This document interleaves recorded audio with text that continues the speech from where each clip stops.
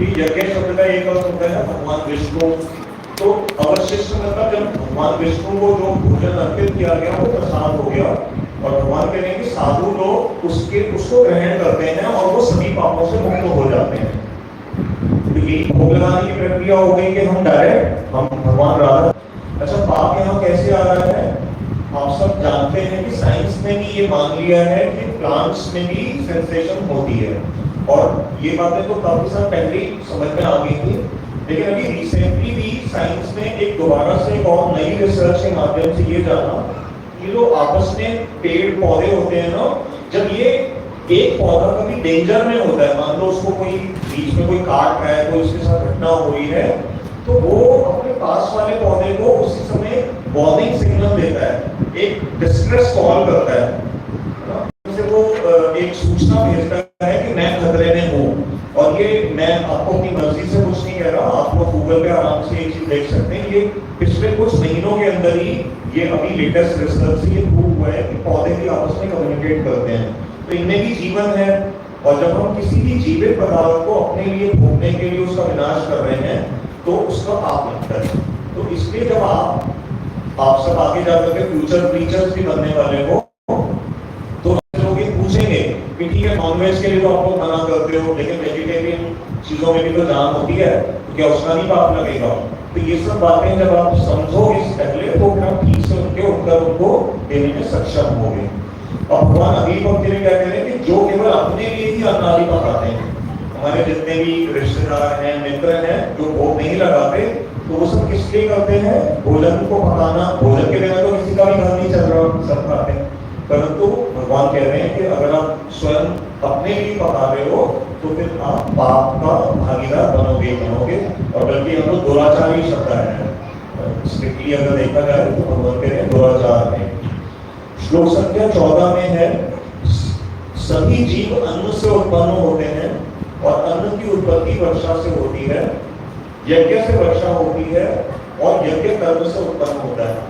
आपके जो मित्र और सगे संबंधी जिनका भगवद गीता में अभी विश्वास नहीं है, तो ये श्लोक आप नोट कर लो 3.14। इसमें भगवान ने जो बात कही है ना, तो आप ऐसे एग्जाम्पल से वो कन्वर्सेशन स्टार्ट कर सकते हो अपने मित्रों के साथ कि देखो चलो ठीक है, तुम्हें भगवद गीता पे विश्वास नहीं है, बट हम गीता के एक दो श्लोक ले लेते हैं। जब उसमें से ये श्लोक ऐसा है, भगवान कह रहे हैं सभी जीव अन्न से उत्पन्न होते हैं। इसमें तो कोई किसी को दिमाग नहीं लगाना ना कि हम सब कहाँ से पैदा होते हैं, अन्न खाते हैं, उसी से ही जीवन हमारा चलता है।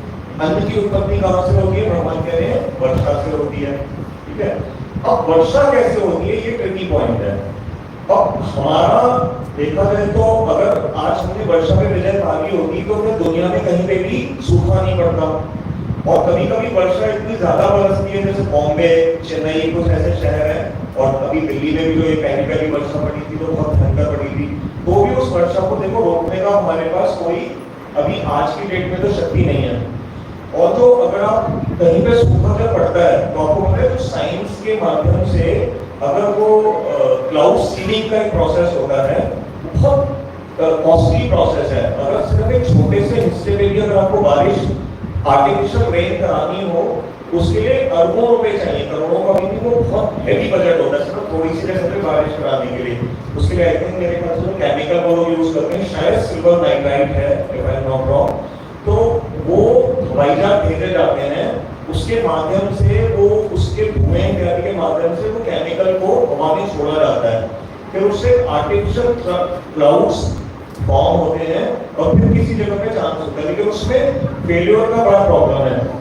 आपने बड़ी मेहनत कर करके एक जगह पे वो प्रोसेस किया, लेकिन थोड़ी देर के बाद मान लो तेज हवा आ गई, वो क्या आपके द्वारा जो क्लाउड वहां तैयार हुआ था, जो सीडिंग आपने करी थी, वो दूसरी जगह पहुंच जाएगा। तो करोड़ों रुपए खर्च को इस गांव के लिए किए थे, बारिश पड़ गई दूसरे गांव में जहाँ बारिश की जरूरत नहीं थी।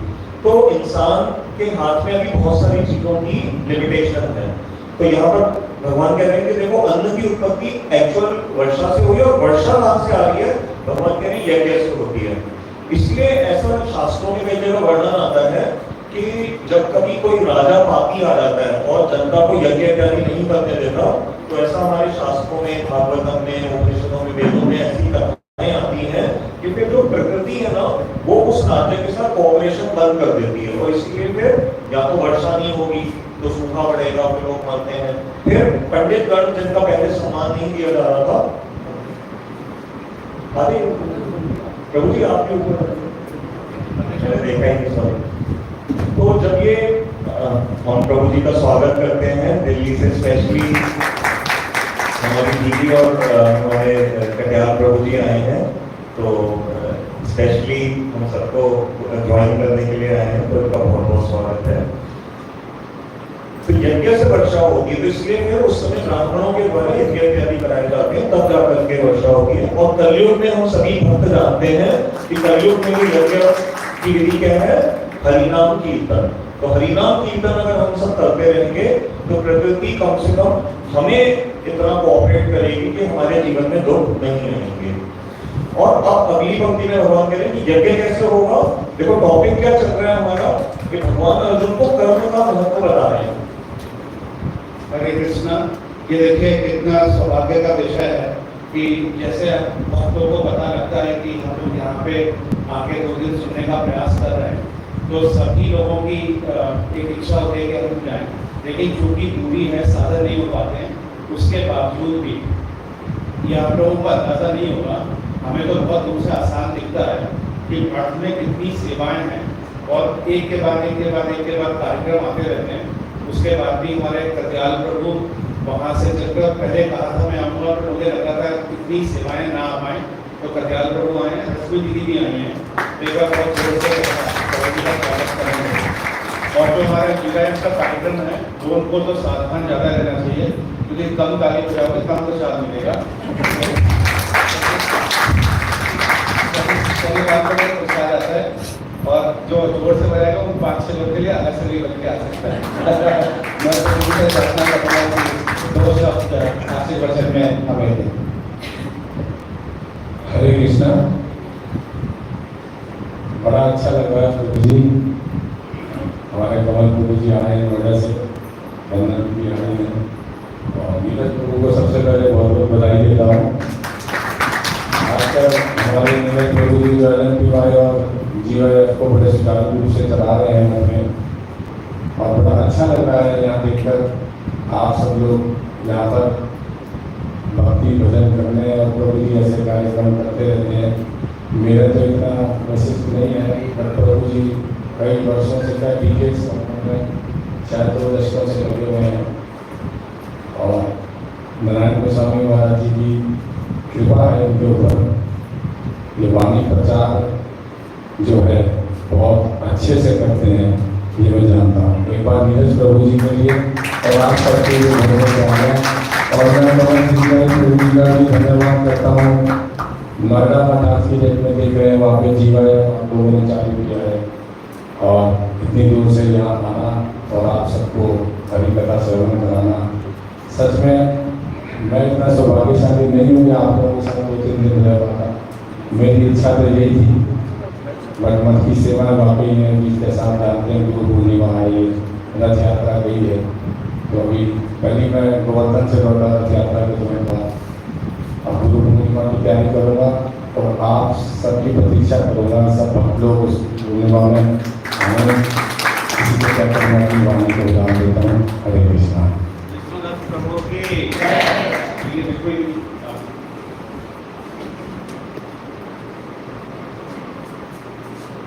वैसे आपको पता होगा कि मठ में घर में भले प्रभु जी सीनियर हो, लेकिन मठ में किसी को सीनियर मानते हैं। हरे कृष्णा। ओम ज्ञानतिमिरान्धस्य ज्ञानाञ्जनशलाकया चक्षुरुन्मिलितं येन तस्मै श्रीगुरवे नमः।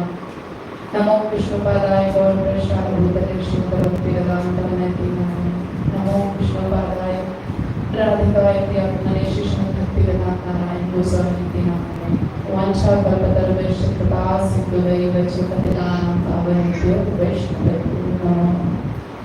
तो मैं सर्वप्रथम अपने परम आराध्य श्री गुरुदेव भक्तिवेदांत गोस्वामी महाराज जी के चरणों में दंडवत प्रणाम करते हुए, इसके बाद नित्य लीला प्रविष्णु विष्णुपाद दशरथ भक्तिवेदांत नारायण गोस्वामी महाराज जी के चरणों में अनंत कोटि दंडवत प्रणाम ज्ञापन करती हूँ। और यहाँ पर उपस्थित पूज्यपाद कमल प्रभु पूज्यपाद धीरज प्रभु और यहाँ पे उपस्थित सब वैष्णव वैष्णवी वृंद के चरणों में मेरा यथा योग्य प्रणाम। तो आज मुझे खुद बड़ा अच्छा लग रहा है यहाँ पे आके कि सच में आज का दिन मेरा वो कहते हैं ना सक्सेसफुल डे जिसको बोलते हैं वो है। तो कल प्रभु जी ने बताया तो मुझे बहुत उत्साह था कि हाँ मुझे वहाँ पे जाना है, क्योंकि देखो भक्तों का संग बड़ा ही दुर्लभ है। भक्तों का संग मिल जाए और ऐसे भक्तों का संग जो हमारी गुरु परंपरा को पूर्ण रूप से क्या कर रहे हैं, पालन कर रहे हैं और उनके आश्रित जन है और उन्हीं की वाणी का प्रचार प्रसार कर रहे हैं। तो उसी में हमारे कमल प्रभु और नीरज प्रभु ये सब क्या कर रहे हैं, हमारे गुरुवर्ग की वाणी को प्रचार और प्रसार कर रहे हैं। तो इसी वाणी को हमें क्या करना है, हृदयंगम करना है। यहाँ पे आने का तात्पर्य हमें विचार करना चाहिए कि उन जैसे दिल्ली में रहते हैं बहुत सारे सांसारिक मिशन हैं और उनमें हम लगे भी रहते हैं, पर उसमें से कुछ समय निकाल के क्या करते हैं, भगवत भजन करते हैं। पर ये इस तरह से अलग से स्थान पे आना क्या है, जो हम वहाँ पे भगवत भजन करने का कुछ प्रयास कर रहे हैं उसको हृदय में जागृत करना, समझना। जैसे अभी भगवद गीता की क्लास चल रही है, उपदेशामृत की क्लास होगी, इस तरह से अपने गोस्वामियों के विचारों को श्रवण करना और उसके ऊपर विचार करना। क्योंकि जब हम घर में रहते हैं ना सबके साथ, तो उतना विचार करने का हमें समय ही नहीं मिल पाता।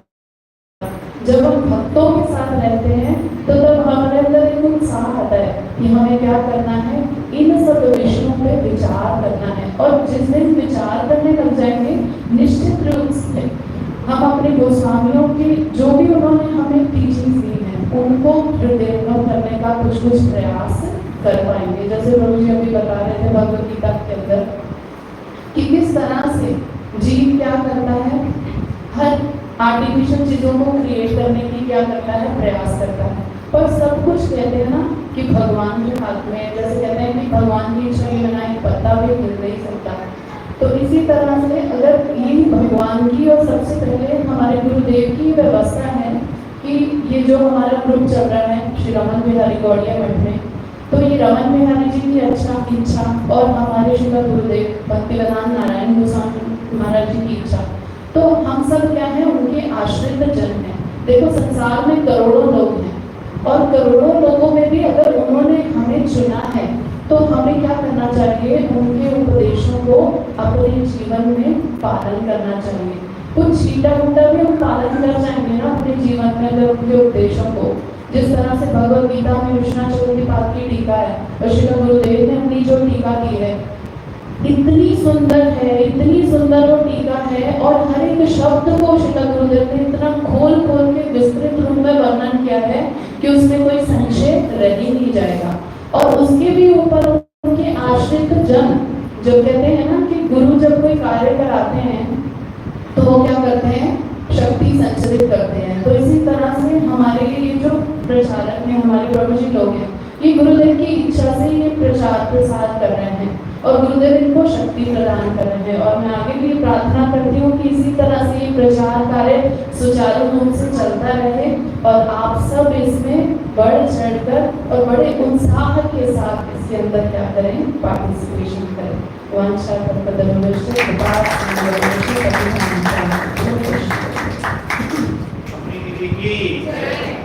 तो चूंकि दीवार के भक्तों ने अच्छी जोर से ताली बजाई थी तो प्रभु जी प्रसाद लेके आए, जो हमें वहाँ मिलता वो यहाँ मिलेगा। पर बात ये होगी ताली ठीक से नहीं बजेगी तो वापस ही चला जाएगा।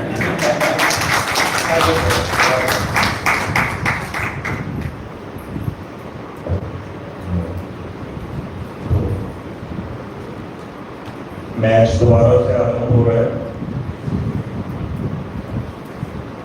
हम इस पॉइंट पे थे कि भगवान कृष्ण इस समय अर्जुन को कर्म का महत्व समझा रहे हैं और उन्होंने इस पिछले श्लोक के माध्यम से ये समझाया कि अन्न आएगा वर्षा से, वर्षा भूमि के लिए आपको, ये द्वापर युग के अंत की घटना है ना, द्वापर युग महाभारत का हुआ था, द्वापर युग की बात है। तो उस समय यज्ञ का विधान था, इसलिए हम पढ़ते हैं युधिष्ठिर महाराज ने यज्ञ किए और उस समय बोलते थे तो यज्ञ कैसे होंगे, उसके लिए बहुत परिश्रम करना पड़ता है, कई तरह के कार्य करने पड़ते हैं, तब एक बड़ा यज्ञ संपन्न होता है। तो इसलिए भगवान बता रहे हैं अर्जुन को कि बिना कर्म के तो तुम यज्ञ भी नहीं कर सकते।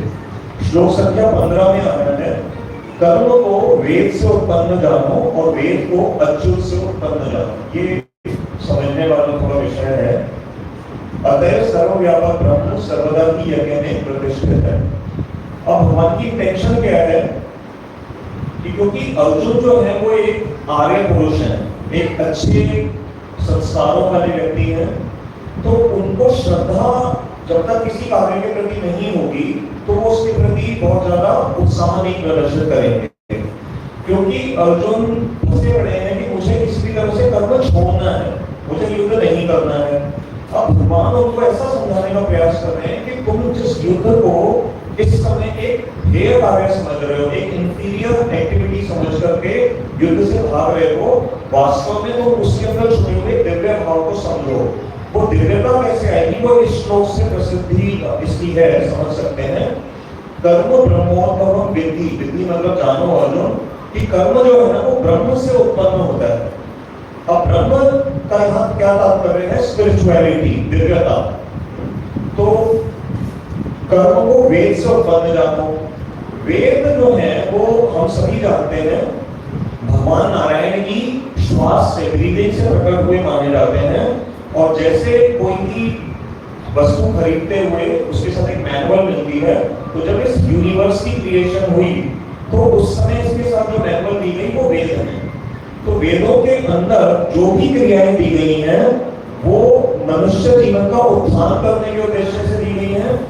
और वेद प्रकट क्योंकि भगवान की ब्रीदिंग से ही है, तो इसलिए यहाँ पर भगवान कृष्ण ये अर्जुन को समझा रहे हैं कि जो वेदों से कर्म उत्पन्न हुआ है, और वेद कहां से आए, अच्युत। अच्युत आप सब जानते हो, हमारे मंदिरों में सिखाया जाता है कि अच्युत भगवान का एक नाम है। उसका अर्थ होता है कि जिनका कभी पता नहीं होता। तो वेद को अच्युत से उत्पन्न जानो। तो भगवान दिव्य है, भगवान की वाणी दिव्य है, और क्योंकि वेद भगवान की वाणी ही एक प्रकार से है, तो उसमें जो विधान दिए गए हैं मनुष्य जीवन बिताने के लिए, तो वो ऑटोमेटिकली दिव्य ही माने जाएंगे। ठीक है, गुप्ता जी का बेटा गुप्ता सरनेम अपने आप ले लेता है। ऐसे ही ब्रह्म से जो उत्पन्न वेद है और वेदों से उत्पन्न जो कर्म है वो ऑटोमेटिकली दिव्यता को अपने अंदर धारण किए हुए हैं। अतः सर्वव्यापक ब्रह्म सर्वदा ही यज्ञ में प्रतिष्ठित है। कि भगवान की वाणी है कि तुम तो ये यज्ञ कर रहे हो या करोगे, इसमें ब्रह्म की उपस्थिति अपने आप ही बाय डिफॉल्ट एज्यूम की जा सकती है। 16वें श्लोक में कह रहे हैं, हे भाव, जो व्यक्ति इस प्रकार से प्रवर्तित धर्म चक्र का आचरण नहीं करता है। अब इशारा किसकी तरफ है, तेरी तरफ ही है, लेकिन अभी इनडायरेक्ट वे में कह रहे हैं, क्योंकि डायरेक्ट अर्जुन को तो नहीं बोल रहे, तो लेकिन उसको बता रहे हैं कि जो इस प्रवर्तित कर्म चक्र का आचरण नहीं करता है वो पापरत और इंद्रिय आसक्त होकर व्यर्थ ही जीवित रहता है। तो अर्जुन को वो इनडायरेक्टली वार्निंग दे रहे हैं कि अगर तू ये कार्य नहीं करेगा जो कि वेदों से सम्मत है, क्षत्रिय है तो तेरा लड़ना धर्म है, तो क्या है, तू भी इनडायरेक्टली पापरत माना जाएगा और इंद्रिय आसक्त होकर व्यर्थ ही जीवित रहेगा। अर्जुन जैसे व्यक्तियों के लिए हम ये नहीं कह सकते कि वो इंद्रिय आसक्त होंगे, लेकिन उनके माध्यम से क्योंकि हम सबको शिक्षा दी जा रही है, तो भगवान उसका निष्कर्ष बता रहे हैं कि ये तेरे साथ भविष्य में ऐसा हो जाएगा। श्लोक संख्या 17 में कहते हैं, आपको ऐसे ऊपर आ जाइए, आपको गर्दन में ऐसे हो। 17 में कह रहे हैं कि तो जो व्यक्ति आत्मा नाम है और आत्मा में ही तृप्त रहने वाले हैं एवं आत्मा में ही संतुष्ट है, उनके लिए कोई कर्तव्य कर्म नहीं है। अब सारा जो टॉपिक अभी तक चल रहा था कि कर्म करना है, कर्म करना है, कर्म करना है, उसको 1 मिनट के लिए भगवान ब्रेक दे रहे हैं। क्यों? क्योंकि साथ ही साथ भगवान अर्जुन को एक और व्यक्ति के विषय में बता रहे हैं कि अगर तू सचमुच कर्म से छोड़ करके जाना चाहता है ना युद्ध, तो उसके लिए तेरे अंदर कुछ गुण होने चाहिए। वो क्या गुण होने चाहिए कि तू आत्माराम होना चाहिए। आत्माराम की डेफिनेशन हमें श्रीमद् भागवतम में मिलती है, बड़ा प्रसिद्ध एक श्लोक है जिसपे महाप्रभु जी ने कई दिनों तक उसके ऊपर बातें करी थी, शायद सार्वभौम भट्टाचार्य जी के साथ। आत्माराम मुने निर्गंथा अभिरूप में ये वाला श्लोक है। तो आत्माराम तुझे होना पड़ेगा। इसका साधारण अर्थ क्या है कि वो व्यक्ति जिसका मन जो है ना भगवान के किसी कार्य में, प्रकृति के किसी कार्य में नहीं जा रहा, वो अपनी आत्मा में ही संतुष्ट है और आत्मा में ही स्थित होकर करके प्रभु के चिंतन में सब समय निमग्न रहता है और आत्मा में ही विरक्त रहता हो, आत्मा में ही संतुष्ट है। अगर तेरे अंदर ये सारे गुण आ जाते हैं तो फिर तू कर्म की किसी भी तरह की रिस्पॉन्सिबिलिटी से तू फ्री हो सकता है। ये एक्सेप्शनल केस भगवान ने बताया है, इसलिए अगर आप उस स्तर पे पहुंच जाते हैं तो फिर आप कर्म के बंधन से अपने आप को मुक्त मान सकते हैं। 18वें श्लोक में कह रहे हैं, आत्माराम पुरुष को इस जगत में न तो कर्म के अनुष्ठान से पुण्य प्राप्त होता है, न ही कर्म के अनुष्ठान को नहीं करने से कोई दोष होता है। देखो कर्म के साथ ना एक प्रॉब्लम है, जैसे च्युइंगम होती है ना, बच्चे खाते हैं, थोड़ी देर तो मुंह में हमें उसका स्वाद मिलता है, उसके बाद जब वो नीरस हो जाती है तो बच्चा च्युइंगम को फेंक देता है।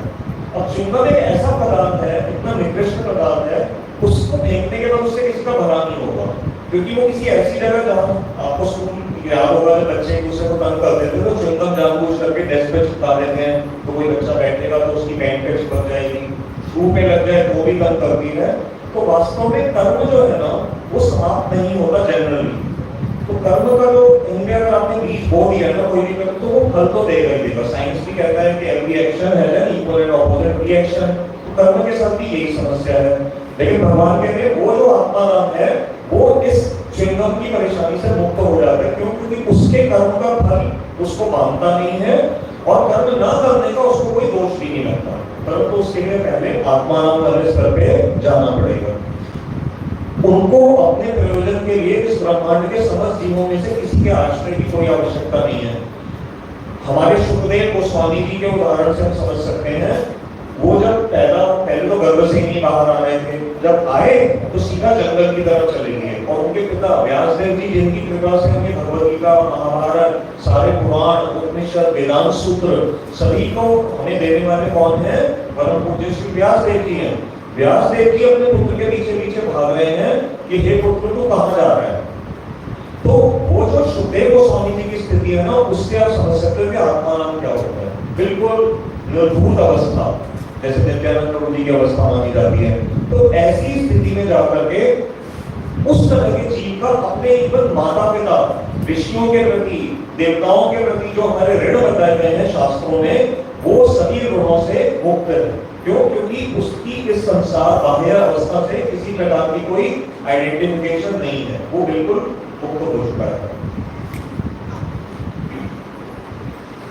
श्लोक संख्या 19 में भगवान कह रहे हैं, अतः तुम अनासक्त होकर निरंतर कर्तव्य कर्म का आचरण करो। अब हो सकता है कि अर्जुन के मन में ये दो श्लोक सुनकर करके थोड़ा सा शायद एक खुशी का बुलबुला फूटा होगा कि क्या पता भगवान कहते हैं कि अच्छा अर्जुन तुम भी आत्माराम मेरी नजर में हो तो तुम अब चलो जाओ, घर जाओ, युद्ध करने की जरूरत नहीं है। लेकिन भगवान क्या कह रहे हैं? पूरा बिल्कुल रिवर्स हो गई बात। अतः तुम अनासक्त होकर, क्योंकि भगवान अभी शायद कह रही है कि तुम अभी आत्माराम स्थिति में नहीं हो।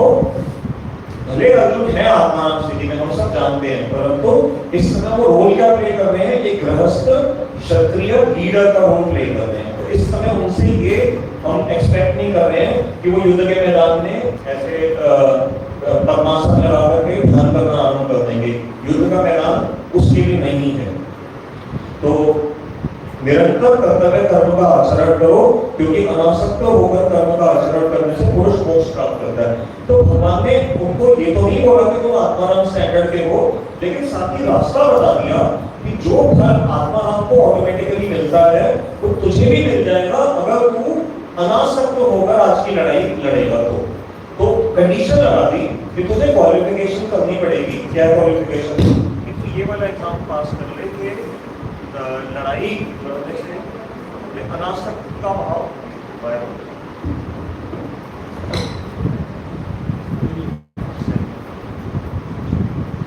हरे कृष्ण। फिर श्लोक संख्या 20 में कह रहे हैं, जनक आदि, इसकी आवाज भी बेटर है, जनक आदि उदाहरण ले रहे हैं क्योंकि अर्जुन क्षत्रिय है ना और अपने टाइम के सबसे सर्वश्रेष्ठ आचार्य थे, गंगाधर थे, और उनको अब एग्जाम्पल किसका दे रहे हैं? जनक महाराज का। जनक आदि राजर्षियों ने भी कर्म के द्वारा ही परम सिद्धि को प्राप्त किया था। तो राजा जनक के बारे में ऐसा बताया जाता है कि वो क्या बोला जाता है कि उनकी शरीर के प्रति कोई भी वो नहीं, वो बिल्कुल ऐसे माने जाते हैं कि उनको ना कोई शरीर का आभास नहीं था, वो मुक्त पुरुष ही माने जाते हैं जीवित अवस्था में। परंतु फिर भी उन्होंने एक राजर्षि, वो सिर्फ राजा नहीं थे, राजर्षि, जब ऋषि और राजा को कंबाइन कर दिया जाता था, एक ऐसा राजा जिसमें ऋषियों के गुण हैं, तो जनक आदि राजर्षियों ने भी कर्म के द्वारा ही परम सिद्धि को प्राप्त किया। तो उन्होंने कर्म करना छोड़ा नहीं, अपनी ड्यूटी पूरी करी थी। अतः लोक शिक्षा के दृष्टिकोण से भी कर्म करना ही तुम्हारे लिए उचित है, क्योंकि जनक जी अपने समय में बहुत ही श्रेष्ठ एक पर्सनैलिटी वाले व्यक्ति थे। उन्होंने एग्जाम्पल स्टैब्लिश किया और जनता ने उनको फॉलो किया। तो अर्जुन, तुम भी इस समय क्या हो?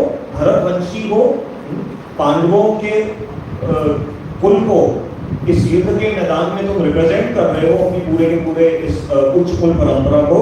तो तुम्हें बहुत सारी दुनिया में तुम्हारे आज की भाषा में कहें तो फैंस हैं जो फॉलो करते हैं तुम्हारे को, तो उन सब के सामने तुम भी एक जनक महाराज की तरह एक अच्छा उदाहरण प्रस्तुत करो।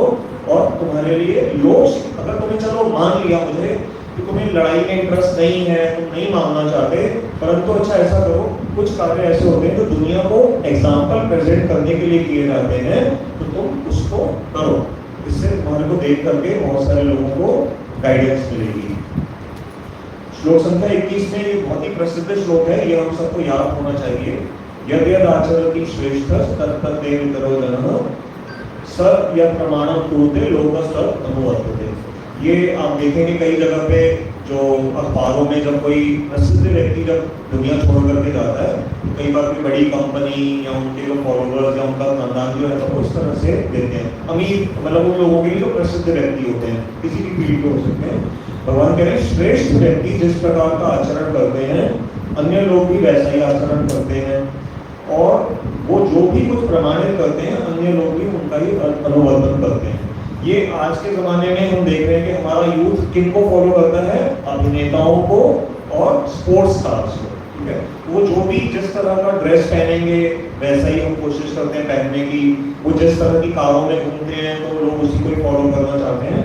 तो ये जो एक इन्फ्लुएंसिंग कल्चर आज के मॉडर्न समाज में देखा जा रहा है, तो इसकी जो धारणा है, धारणा गलत नहीं है, धारणा सही है, क्योंकि जो भी अपनी फील्ड का श्रेष्ठ व्यक्ति होगा, भले वो क्रिकेट का है, लॉन टेनिस का है, बैडमिंटन का है, जूडो का है, या बिजनेस का कोई मैग्नेट है, या फिर कोई बोलने में इस समय कई लोग बड़े प्रसिद्ध हैं जो ये जो मोटिवेशन क्लासेस वगैरह देते हैं, या कई लोग पढ़ाई के क्षेत्रों में बड़े प्रसिद्ध हो जाते हैं, तो दुनिया उनको फॉलो करती है। ये संसार का नियम है। तो इसलिए भगवान कह रहे हैं कि जो भी श्रेष्ठ व्यक्ति कार्य करता है, समाज उसका पालन करता है, तो तुम उसी धारणा पे चल कर करके एक अच्छा एग्जाम्पल समाज के लिए उपस्थित करो। 22वें में कह रहे हैं, हे पार्थ, अब अपने लिए कह रहे हैं। पहले जनक महाराज का उदाहरण दिया, अब अपने ऊपर आ गए। अभी तक भगवत गीता में भगवान ने ना अपनी दिव्यता के विषय में कोई खुल करके बात ज्यादा बोली नहीं है। दूसरे अध्याय में सिर्फ एक शब्द यूज किया था। कोई बता सकता है क्या शब्द था दूसरे अध्याय में, जहाँ भगवान कृष्ण ने अपने लिए थोड़ा सा एक हिंट किया था अर्जुन को? आप देखिएगा उसमें एक शब्द आएगा मत परह। पूरे दूसरे अध्याय में बस सिर्फ एक ही शब्द मिले, याद था आपको? तो मत परह शब्द था, बस दूसरे अध्याय में सिर्फ एक शब्द से भगवान ने हिंट किया है कि मेरी कुछ सिग्निफिकेंस है।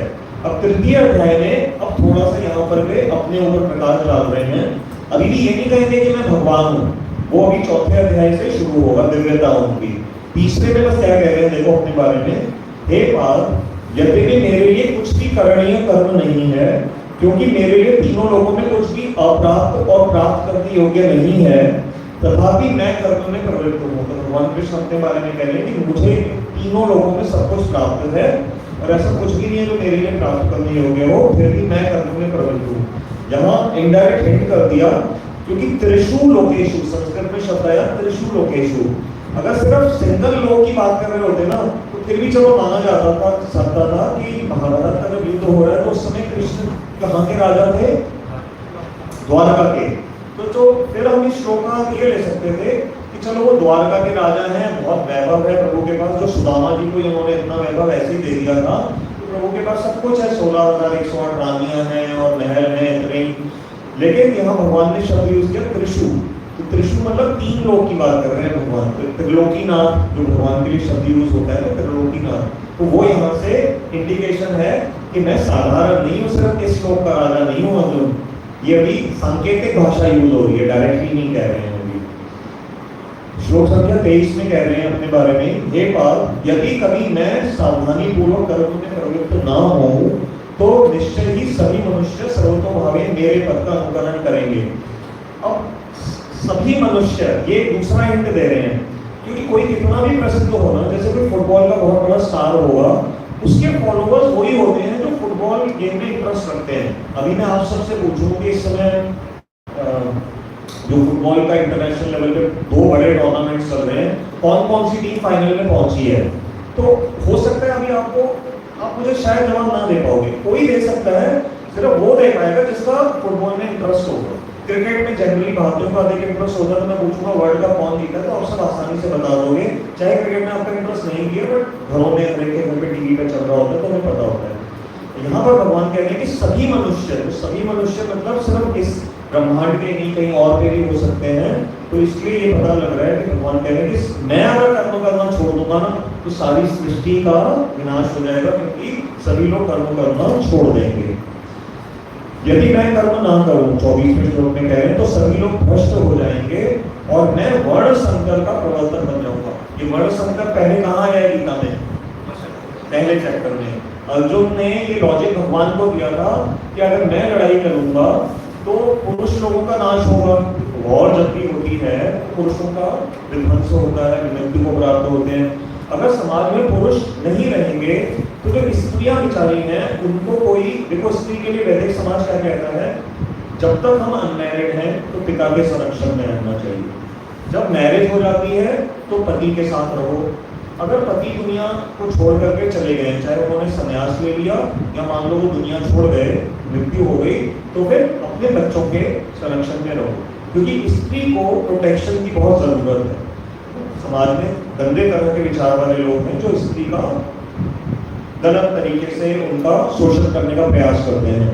तो उसके लिए अर्जुन तक वहां लॉजिक दे रहे थे कृष्ण को कि मैं लड़ूंगा तो युद्ध में पुरुषों का नाश होगा, पुरुष नहीं रहेंगे तो स्त्रियों का कोई प्रोटेक्शन नहीं रहेगी, और स्त्रियों की प्रोटेक्शन नहीं होगी तो उनके साथ व्यभिचार होगा। तो कौन से बच्चे उत्पन्न होंगे जिनके पिता का ही नहीं पता होगा, और ऐसे बच्चों को क्या बोला जाता है, उसके लिए हमारे वैदिक वाङ्मय में जो टर्म यूज होती है वो है वर्ण संकर।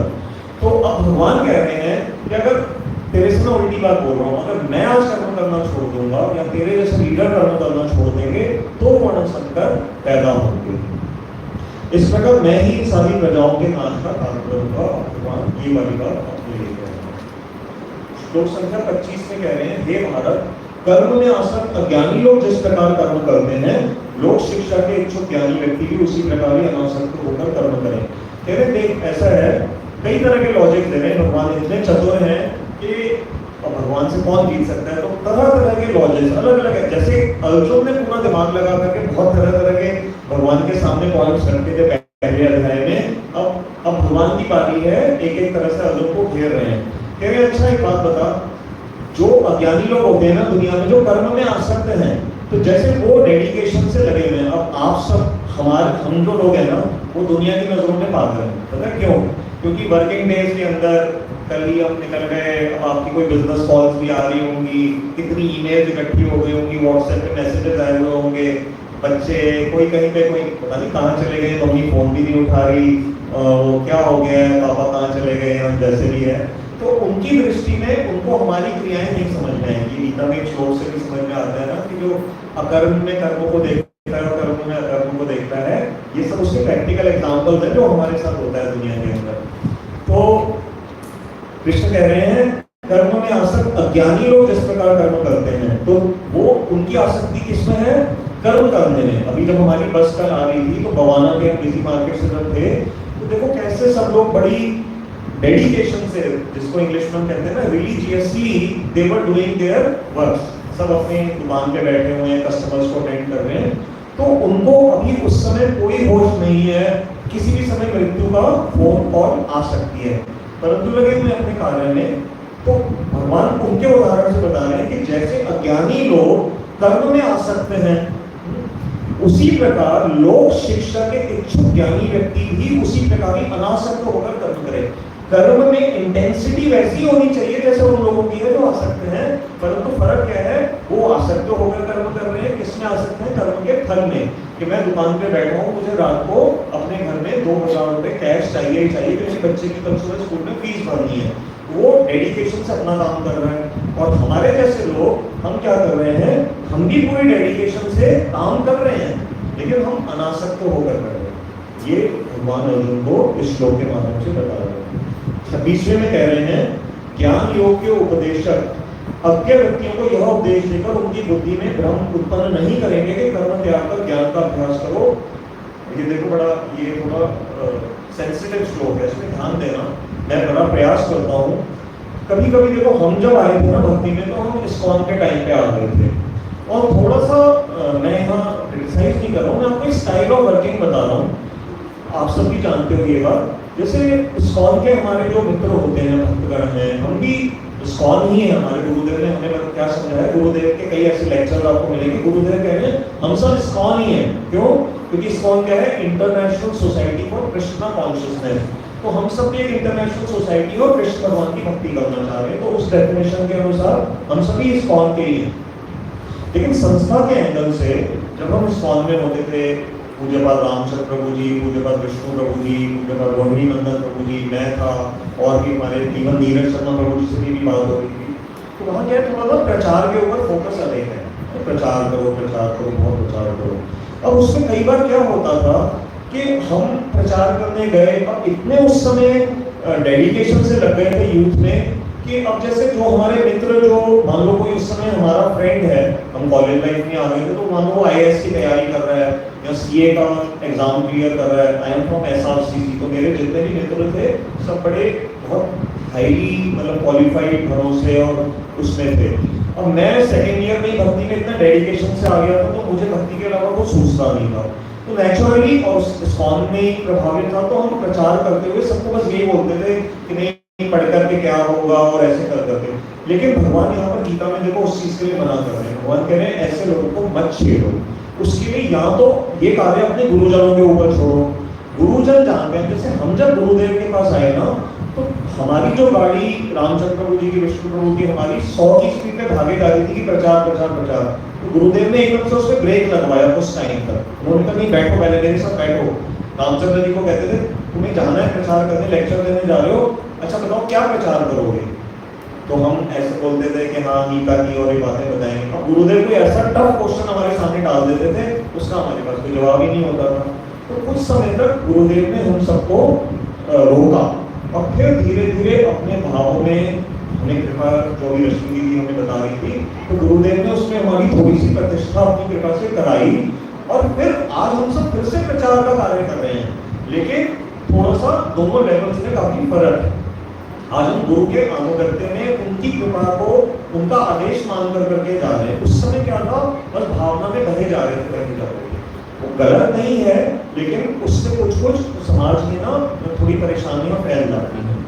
तो यहाँ पर देखो, अब मैं इसको, अब आपको ये श्लोक दोबारा से पढ़ के बताता हूँ, अब आपको समझ में आएगा मैं क्या कहना चाह रहा हूँ।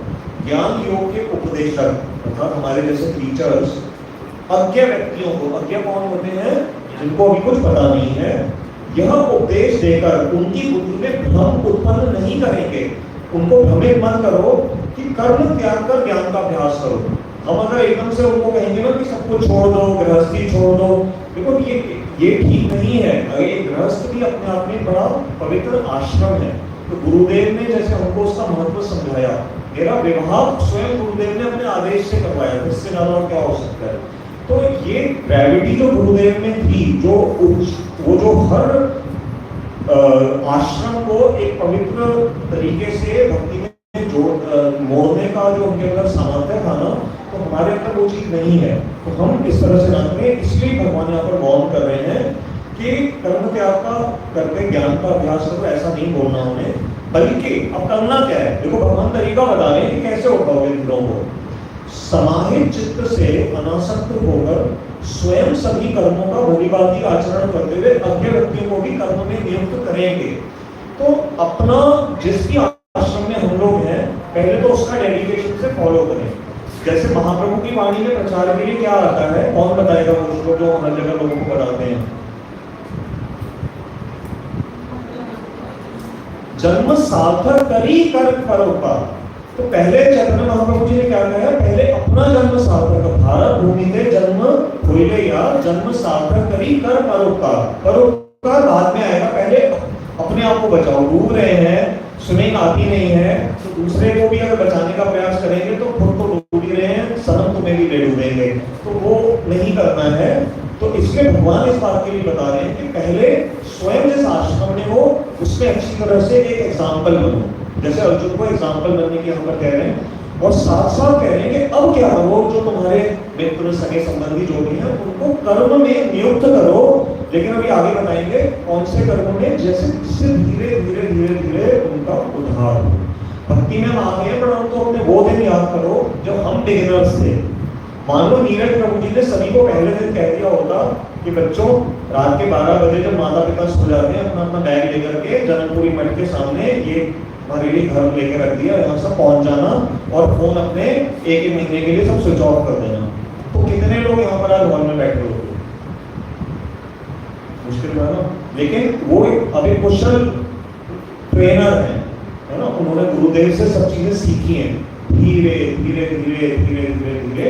लेकिन आज वो दिन आ गया है कि आप गीता की एडवांस लेवल की बातें समझ रहे हो। कुछ सालों के बाद क्या होगा, आप इस तरह के किसी हॉल में बैठे होंगे और आपके सामने इस तरह से आपके लोगों को शिक्षा दे रहे होंगे, जैसे हम एक दिन आप ही की तरह बैठ करके सुना करते थे।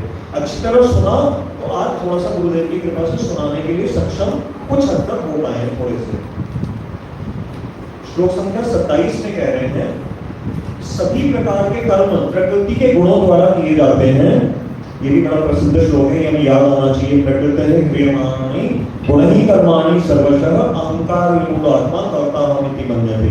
ये भक्ति के जीवन के लिए भी ये श्लोक जिंदगी में याद रखना। क्यों? क्योंकि जैसे रात अभी सुनीचे हमें रट रट के मठ में बताया जाता है ना कि इस श्लोक को कभी मत भूलना कि अपने आप को हमेशा तरीके के सदृश लोअर समझो, अहंकार की भावना नहीं आनी चाहिए। तो ये उस श्लोक का बेस देखो गीता में यहाँ पर है। क्यों नहीं अहंकार करना चाहिए? क्योंकि भगवान उसको टेक्निकली समझा रहे हैं। सभी प्रकार के कर्म प्रकृति के गुणों द्वारा किए जाते हैं, परंतु अहंकार से मोहित चित्त वाला व्यक्ति ऐसा मान लेता है कि मैं करता हूँ। ये हम भक्तों के साथ भी समस्या हो जाती है। मैं अगर अच्छा बोलूंगा, आप में से 10 लोगों ने अगर मेरे बारे में पीछे से तारीफ कर दी और वो बात मेरे कानों में आएगी, वो मेरे कानों में मुझे लगेगा ये तो अमृत है, सब लोग मेरी बड़ी तारीफ कर रहे हैं। आपने सुबह आरती बड़ी अच्छी गाई, 5 लोगों ने तारीफ करी, आपका दिन तो सफल हो गया। और अभी नीरज प्रभु ने थोड़ा सा सबको पहले ही माफी मांग ली कि मैं कुछ बोल रहा हूँ, कि भाई ध्यान रखना कि भाई आरती का ऐसा, अब उनका इशारा क्या होगा, आपके भले के लिए होगा। हो सकता है जिसने सुबह आरती गाई होगी उसका थोड़ा सा नोट मिल गया होगा, प्रभु जी ने ऑब्जर्व कर दिया और आपको क्वेश्चन कर दिया। वो हमारे को कठिन लगता है, अपने जो दुर्गुण के बारे में सुनने में ना उसको डाइजेस्ट करना बड़ा मुश्किल होता है। परंतु प्रकृति का नियम है, अगर अपनी नेगेटिविटी को हम एब्जॉर्ब करने की ताकत अगर अपने अंदर ले आए ना, तो दुनिया की सारी पॉजिटिविटी आपके पीछे हाथ जोड़ करके चलेगी। इस नियम को हम सभी को याद रखना चाहिए कि अपना अगर बुराई सुनने की हैबिट हम डेवलप कर लें तो जरूर आगे बढ़ करके जाएं। हमारे रामचंद्र प्रभु जी के अंदर ये बड़ा गुण था, जब हम नए थे और उनके अनुगत्य में भक्ति में करते थे तो वो उनके साथ बड़ा होता था। मेरे पिताजी से भी कई बार उनकी, मेरे पिताजी इतने फेवरेबल नहीं थे, और भी बहुत भक्तों के यहाँ होता है, अब तो मेरे पिताजी बहुत अच्छे फेवरेबल हैं। तो रामचंद्र प्रभु जी का ये था, उनको कई लोग बड़ी बुरी बातें भी बोल देते थे कि तुमने ऐसा कर दिया हमारे घरों में और ऐसा बच्चे को उसने लगा दिया, लेकिन सबकी सुन लेते थे और मुस्कुरा करके फिर धीरे धीरे धीरे धीरे परिवारों को भी मतलब ले आते थे। उनको बड़ा अच्छा क्वालिटी थी उनके अंदर। तो प्रकृति के द्वारा सारे कार्य हो रहे हैं। जो आवाज अभी आप सुन रहे हो, ये आवाज एक बात बताओ मैंने बनाई है? आप जो सुन रहे हो, जो कानों से सुनने की जो शक्ति आपको मिल रही है, कोई मन में सोच रहा हो कि मैं तो बड़ा डेडिकेटेड लिसनर हूँ, तो सुनने की शक्ति क्या हमने स्वयं क्रिएट करी है? ये जो आंखों से एक दूसरे को देख पा रहे हैं, ये हमने बनाई है। ये जो माइक है, इसमें जो भी चीजें लगी हुई है, ये हमने बनाई है। गीता का ज्ञान जो है वो भी प्रभु ने ही दिया है, हम तो सिर्फ उसको ट्रांसफर करने का प्रयास कर रहे हैं। तो भगवान कह रहे हैं कि ये सारे जो कार्य चल रहे हैं ना, ये प्रकृति के मैनेजमेंट से चल रहे हैं। अहंकार से जो विपूरित आत्मा है वो सोचता है कि करता मैं। तो इससे इशारे में अर्जुन को कह रहे हैं कि तू जो सोच रहा है कि युद्ध सिर्फ तेरी वजह से ही आज होगा या नहीं होगा, या होने के बाद जब उनका वध होगा तो उसका पाप तुझे भोगना पड़ेगा, तू सिर्फ मैं के जाल में इस समय अर्जुन फंसा हुआ है। ये समझ कि ये सारा प्रकृति का 3 गुणों का ये खेल चल रहा है और तू करता नहीं है। अहंकार शब्द के अंदर जो उसको ब्रेक करके समझिए, अहम मतलब होता है मैं, तार मतलब करने वाला। तो जब ये भाव नहीं रहेगा कि मैं करने वाला हूँ, तो अपने आप की वो च्युइंगम वाली जो प्रॉब्लम है वो जीवन से खत्म हो जाती है। 28वें श्लोक में कह रहे हैं, हे महाबाहु अर्जुन, जो इस तथ्य से परिचित है कि आत्मा गुण और कर्म से पृथक है, वे तत्वविद पुरुष कर्तापन का अभिमान नहीं करते। अब यहाँ आत्म तत्व की बात आ गई, जो दूसरे अध्याय के 11वें से लेकर के 30 तक का जो सेक्शन था, इसमें भगवान ने सांख्य योग की विद्या से अर्जुन को आत्मा के गुणों के बारे में बताया था। तो भगवान अब आत्मा के गुणों का यहाँ पर भी एक बार वर्णन कर रहे हैं कि अगर आत्मा कर्म और गुणों से, गुण यहाँ पर होते हैं, देखो गुण शब्द ना थोड़ा सा टेक्निकल है, आप सबको उसका पहले समझ लेना चाहिए कि गुण शब्द का अर्थ क्या होता है। हम जनरल हिंदी में जब एक दूसरे से बात करते हैं ना कि मैं अपने बिटिया के लिए एक गुणी वर ढूंढ रहा हूँ, वहां गुण शब्द का क्या अर्थ होता है कि एक अच्छा क्वालिफाइड, जिसमें अच्छी क्वालिटीज हो, ठीक है, ऐसी बहू हम घर में लाना चाहते हैं जो बहुत गुणी हो। तो गुण शब्द का एक अर्थ जो जनरल यूज होता है वो है। तो जब शास्त्रों में गुण वर्ड आता है ना, संस्कृत में या विशेष करके भगवद गीता और उपनिषद इत्यादि में, यहाँ प्रकृति के 3 गुण जो सतोगुण, रजोगुण और तमोगुण, ये उनको इंगित करता है। तो आप हमेशा ध्यान रखना। इसलिए कई बार जब भगवान के लिए निर्गुण शब्द आता है, तो एक्चुअली कई बार जब हम नए होते हैं ना भक्ति में और कोई हमें कहता है कि भगवान तो निर्गुण है, तो वो हमें सुन करके थोड़े से मिर्च लगते हैं, क्योंकि हमें मठों में सिखाया जाता है कि भगवान के तो बड़े दिव्य गुण इत्यादि हैं, परंतु वास्तव में भगवान निर्गुण है, ये बात सही है, ये वेद का ही विचार है। अभी वहां गुण शब्द का अर्थ क्या है कि जो प्रकृति के जो 3 गुण हैं, रजोगुण, तमोगुण और सतोगुण, भगवान इन तीनों गुणों से परे एक शुद्ध सत्व तत्व वाले को तत्व है।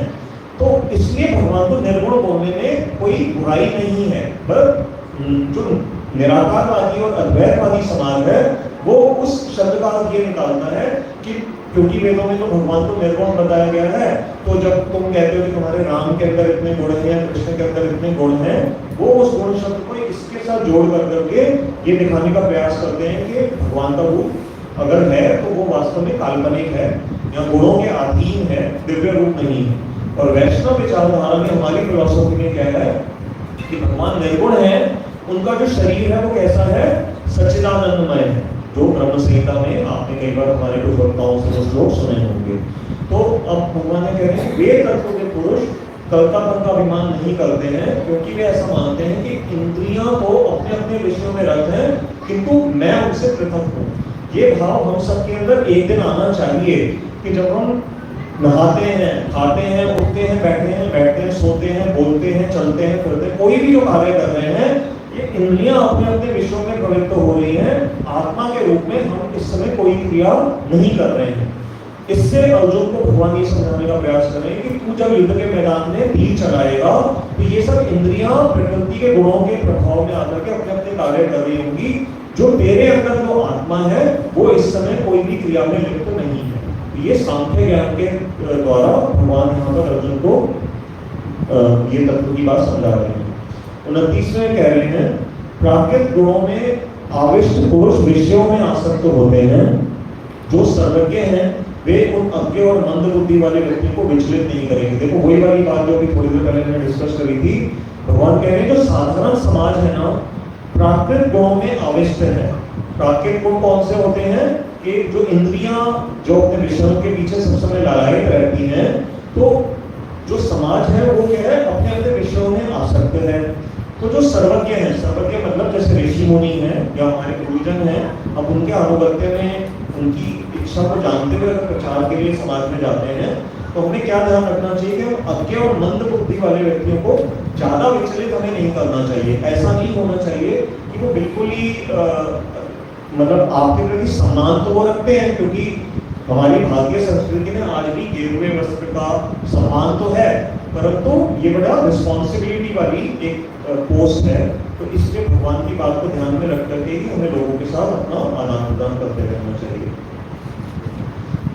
श्लोक संख्या 30 में कह रहे हैं, आत्मनिष्ठ चित्त से सभी कर्म मुझे समर्पित करते हुए निष्काम ममता शून्य और शोक रहित होकर युद्ध करो। अब ये पहला ऐसा श्लोक आ रहा है भगवद गीता में अभी तक जब भगवान अर्जुन को जो दूसरे में मत करना बोला तो था, परंतु मत करना कैसे होगा, अर्जुन भगवान के प्रति कैसे उसकी बुद्धि लगेगी। तो वो पहला ऐसा श्लोक आ रहा है जब भगवान कृष्ण स्वयं खुल कर करके बोल रहे हैं, आत्मनिष्ठ चित्त से। पहले तो अर्जुन क्या करो, अपनी आत्मा की सत्ता में अपने चित्त को स्थापित करो और सभी कर्म मुझे अर्पित करते हुए। अभी तक तुम क्या सोच रहे थे कि जो मैं कर्म कर रहा हूँ तो उसको करने वाले तुम ही हो, नहीं। अब तुम क्या करो, अपने कर्मों को मुझ भगवान कृष्ण को अर्पित करो और निष्काम भाव से ममता शून्य होकर और शोक रहित होकर युद्ध करो। ये तीनों ही समस्याएं अर्जुन को तंग कर रही थी।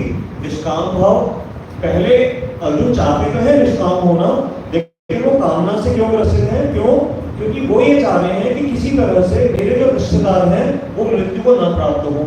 इसमें कोई बुराई नहीं है कि अपने रिश्तेदारों को हम क्यों मारना चाहेंगे, लेकिन उनको एक बात नहीं समझ में आ रही है कि उनके रिश्तेदार आतताई बन चुके थे।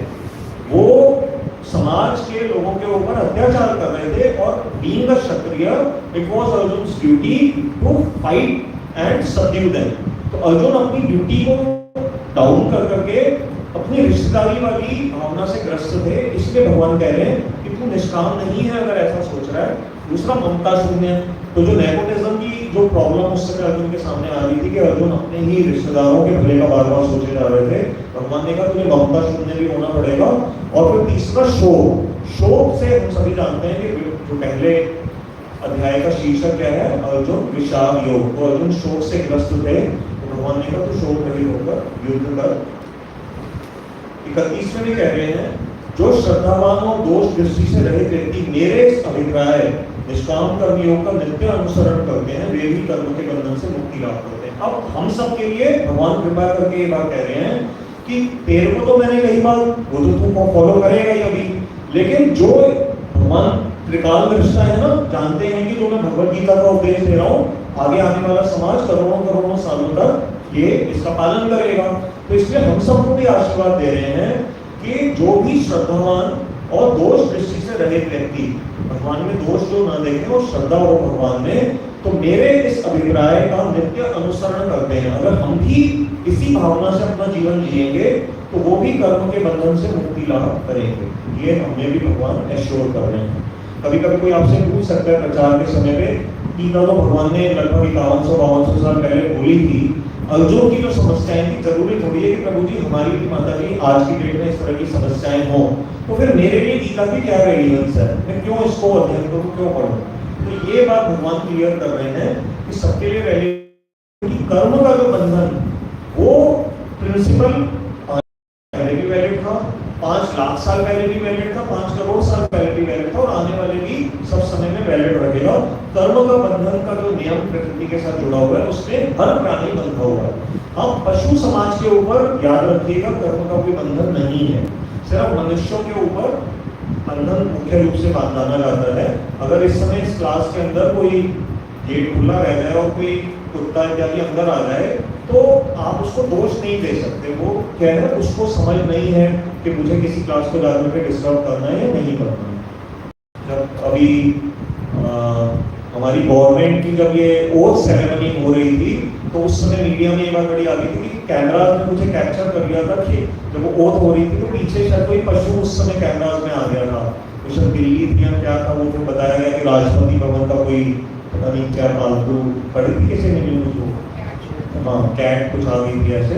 तो अगर उस समय कोई मनुष्य होता तो शायद वो जेल में होता, परंतु उसके ऊपर देखो कोई ऐसा वो नहीं, एलिगेशन नहीं लगाई गई, क्योंकि कर्म के लॉ से पशु संसार जो है वो मुक्त है। 32वां जो श्लोक है उसमें कह रहे हैं, जो दोष आरोपण करते हुए मेरे इस मत का अनुमोदन नहीं करेंगे। भगवान ने ना कोई भी चीज गीता में अनकवर्ड नहीं छोड़ी है, करोगे तो क्या मिलेगा वो भी बता देते हैं, और जो नहीं करेंगे, कई लोग होते हैं ना जो आपसे कई बड़े बहुत तेज दिमाग के लोग होते हैं, जैसे हिरण्यकशिपु ने ब्रह्मा जी से जब वर मांगा, उसने बहुत दिमाग लगाया कि भाई अगर ठीक है अमर होने का वर नहीं दे सकते तो ऐसा वर ले लेता हूँ जिससे कि इनको चारों तरफ से घेर लूं कि कोई ऐसा प्राणी बचे ही ना जो कि मेरे को मार सके। तो जब उसने दिमाग लगाया, तो ऐसे जब हम प्रचार करने जाते हैं ना तो कई बड़े इंटेलिजेंट लोग मिलते हैं, वो कहेंगे कि अच्छा ठीक है, भगवान ने कहा कि अगर उनका कोई फॉलो करेगा तो उसको फल मिल जाएगा, तो प्रभु जी मेरे को तो ये बुद्धि में तो कोई इंटरेस्ट है, तो कोई बात नहीं, मैं अपना जीवन जी रहा हूँ। नहीं, तो ऐसे लोगों के लिए हमें भगवान कह रहे हैं जो दोष आरोपण करते हुए मेरे स्मृत का अनुवर्तन नहीं करते हैं, तो उन सभी को विवेक रहित समस्त प्रकार के ज्ञानों से वंचित और सर्व पुरुषार्थ से भ्रष्ट जानो। ये आपको उसके मुंह पे नहीं बोलना है, ये आपको पता होना चाहिए कि वो विवेक रहित है और उसको अभी इस चीज की समझ नहीं है। ऐसे लोगों के लिए क्या प्रावधान है, उनको प्रसाद खिला दो, है ना। जैसे प्रभु जी सब समय हम सबको जैसे जैसे भक्ति में लगाए रहते हैं, कभी प्रसाद खिला देते हैं, कभी जगन्नाथ रथ यात्रा ने बुला लिया तो चलो चल आकर के शरव रथ को हाथ लगा दो। तो भले हमारी जगन्नाथ भगवान के रथ में उनमें श्रद्धा नहीं है, लेकिन किसी ने बुला लिया, हम चले गए, बड़ा अच्छा उत्सव लग रहा है, रथ को खींच लिया, जाने अनजाने क्या हो गया, बहुत बड़ी सुकृति हो गई। गुरुदेव समझाते थे सुकृति कैसे होती है, इतनी जबरदस्त सुकृति हो गई, अब उसको नहीं पता लगेगा। अब ये कभी ना कभी जब टाइम बॉम्ब फटेगा, इस जन्म में फटे, कितने सालों के बाद फटे या अगले किसी जन्म, जो भी भक्ति के राज्य में सुकृति होती है ना, वो सदा सदा के लिए रहती है, बस भक्तों के प्रति अपराध नहीं होना चाहिए। तो ये भगवान यहाँ पर कह रहे हैं क्लियरली कि उनको तो ऐसे भ्रष्ट जानो। 33वें श्लोक में कह रहे हैं विवेकवान व्यक्ति भी अपने स्वभाव के अनुसार चेष्टा करते हैं, सभी जीव प्रकृति का ही अनुगमन करते हैं, अतः इंद्रिय निग्रह क्या करेगा। अब अर्जुन को खुल करके बता रहे हैं, तू सोच रहा है कि तू अपनी इंद्रियों पे वश कर करके अभी तो लड़ाई से भाग जाएगा, चल ठीक है भाग करके देखा। भगवान कह रहे हैं कि चाहे कोई कितना भी विवेकी से विवेकी पुरुष क्यों ना हो, अंततः वो प्रकृति के नियमों के आधार पर उसकी इंद्रियां को वशीभूत हो करके उसको बाध्य कर देंगी उसी कर्म करने के लिए जो कि उसकी या तो डेस्टिनी में लिखा हुआ है या कि जिससे वो पहले भागने का प्रयास करना हो, क्योंकि प्रकृति के नियम जो है ना गुण है बड़े प्रभावशाली हैं। बता इंद्रिय निग्रह क्या करेगा। भगवान अर्जुन साहब को कैसे कह रहे हैं, ठीक है, तो अपना गाड़ी रख करके देख ले, तू बैठ गया ना रथ पे, चल तू मान ले तू ये युद्ध छोड़ करके चला गया, अब तू कहाँ जाएगा, जंगल में जाएगा, भिक्षा मांगेगा, क्योंकि तेरे को दुर्योधन अपने राज्य में तो रहने नहीं देगा। निकल यहाँ से, जाओ पांडवों जाओ, ठीक है तुम्हें मार, यहाँ तो मार देगा तुम्हें, चलो मारा नहीं, दया करके छोड़ भी देगा तो दुर्योधन, तो कहीं छुप करके रहोगे। और वहां जाकर के जब तू है तो तेरा है तो क्षत्रिय खून से, तेरे कानों में गाँव वालों से मान लो एक न्यूज आती है तेरे को कि दुर्योधन ने किसी अबलाओं के साथ अत्याचार किया या किसी की जमीन हड़प ली, किसी को और कोई आतंकवादी का कार्य कर दिया, किसी का घर चला दिया। अब बता तेरा खून उस समय खोलेगा या नहीं खोलेगा, और फिर तू दोबारा से फिर तू ऐसी स्थिति में आकर के खड़ा हो जाएगा और तू कहेगा ही मौत तुम कहोगे कि हम जाकर के अभी दुर्योधन का वध कर देंगे। तो भगवान ने कहा इसमें इंद्रियों पे तू जबरदस्ती कंट्रोल करने का प्रयास कर रहा है, इसमें तू विफल हो जाएगा। 34 श्लोक में कह रहे हैं प्रत्येक इंद्रिय का अपने अपने विषय के प्रति राग और द्वेष अवश्यम भावी है। उसी पिछले को कंटिन्यू कर रहे हैं।